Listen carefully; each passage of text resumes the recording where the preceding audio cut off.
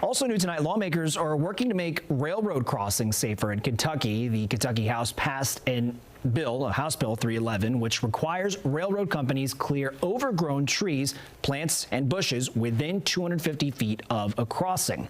Tanya Cerna has been fighting for legislation like this since April 2020. Her son Hunter was killed when a train hit a car that he was inside. It's believed overgrown trees prevented the driver from seeing a train was coming. The bill will head to the Senate. 34 other U.S. states have adopted similar bills to improve safety at railroad crossings.